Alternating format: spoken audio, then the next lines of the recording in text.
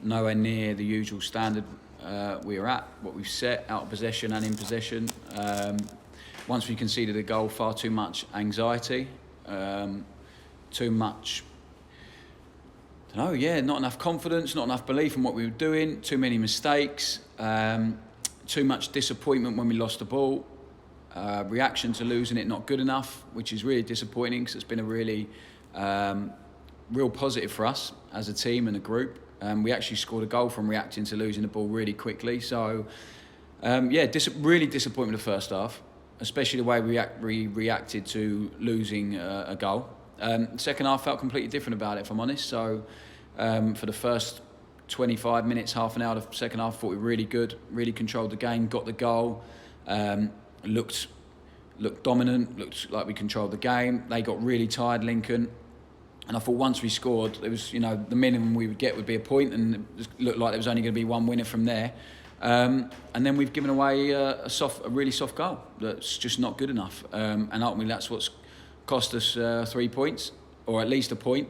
But I'm really disappointed in the first half. Feel much better about the second half, and then after they score, we're chasing the game and end up getting a couple of breakaway chances, which wasn't how the game was at all before then. So I thought we had some great chances to score. Their goalie made a couple of good saves. We missed a couple. Overall, I'm really disappointed, but also took a lot from the second half. But we have to learn really quickly and improve on a lot of things to be better. Let's talk about it then. The refereeing decision for the penalty was, I think, everybody in the press box was completely stunned by it. Yeah, it's not the reason we lost, but I think it's the wrong decision. I've said that to the referee. I know it's a tough job in the middle of the pitch, and I think on the whole we're pretty good in terms of we don't give the referee a hard time. Fourth official really, but yeah, from his angle he said it looked like Bailey came from behind. He hasn't at all. He's gone shoulder to shoulder with a lad and he's hooked the ball away. So we're disappointed we put ourselves in that position where it can be given anyway. It's given him a decision to make, but yeah, I think it's the wrong one. But we have to react better to that. It's not it's played a huge part in the game, of course, but I'm not going to come here and blame that being the reason for us losing the game. Was it a similar sort of, I don't know whether or not it was dubious for the equaliser as well, because for us it looked like Joe Mason was a little bit offside. I think we've watched it. I think the analysts have watched it back and said it's onside. So if it's wrong, then he's levelled it up. So he should have given it anyway. But it is what it is. The goal was a great reaction to losing the ball when we were dominating completely in their half at that point in the game. Lose the ball, trying something, they react quickly, really good reaction, and Mace does what he does and puts it away, really good finish. So they deserved that for the way they controlled the second half, the confidence they showed after coming out at half time, and the mentality they showed, and then we give away a really poor one. So that's the disappointing thing. He could have had one even before the penalty as well, couldn't he, Joe Mason? Yeah. We've created quite a lot today, I think, against a team who are really difficult to create chances against, who have kept 2 clean sheets so far. We created a lot, and I'd actually thought it'd gone in, to be honest, but I'd need to watch it back. But it was a really good move. Would have been nice to have finished it off, and I think Mace got himself in some really good positions today. I was really happy with Joe. I thought he played really, really well. Received the ball, brought others into the game well. Such a good footballer, really good movement. Created a couple of things for others as well. So need to make sure that he builds on that and keeps building fitness and keeps going with those performances. We saw you make a couple of changes with Callum Britton coming into the midfield. Is that a place that we're going to see him more often this season? No, I don't think so. No, I don't think so. I think Lash just needed a break. He was feeling really heavy-legged and tight. He's not had much of a pre-season in terms of playing minutes, and then we brought him in, the poor lad, and played him 3 games, and he's only had 1 training session with us. So he's had a good week of training with us. We've had to manage him, and he's a really fit boy, but there's a difference between being fit and really match fit. So he just needed a break, and he's done really well for us. So I'm sure there'll be a few people asking, wondering why he's come out. But that was the reason. I had a good chat with him, and he understood. He just looked knackered, and he needed some work and some recovery time with us, and to get some work in. So, yeah, Callum's a good footballer. He can play there. I thought he'd done fine today. I thought he created a few bits. But no, I see him playing out on the right more than I do in the midfield. But it was just an option because we're still waiting for Scott Fraser and Ben Gladman to get to full fitness, and Louis Thompson. But turn around today and look at the bench, it was really strong. There's a lot of options in there. So gives us a lot more confidence moving forward with the depth we have. And I think John Scott, especially in small glimpses, showed real quality, and he's not ready yet. So I'm excited about that. I'm really positive about a lot, but my overriding feeling at the minute is really disappointed, especially that first half. Well, let's talk about those two then. Gladwin and Fraser, as you said, both came on and showed little glimmers, didn't they, of what they're capable of? Yeah, two really, really good players at this level. Going to complement each other well. I think certain games we'll definitely be able to play both of them. Some games one. We have to manage both at the minute because of the minutes. Ben's just come back from a small injury, and Scotty's not had much of he's had no pre-season. So it's about balancing, getting him fit, but not injuring him and making sure he's available for over the course of the season. So I'm looking forward to getting him up to top speed, up to full speed, and looking forward to him because they'll really hurt teams. I think they, as you said, they both show glimpses that they can really hurt teams in this league. Lincoln look like they're going to be a team that's going to be in and around your sort of area, and for long periods that felt like you were both really butting heads, particularly in the sort of scrappy midfield at times. Yeah, that's what I was disappointed with in the first. I keep talking about I was disappointed with it, but ultimately I've not really had many chances apart from the penalty. So I thought we contained them okay, but yeah, it was too much of the game was. They just frustrated us. They really frustrated us. They've worked on what they were doing.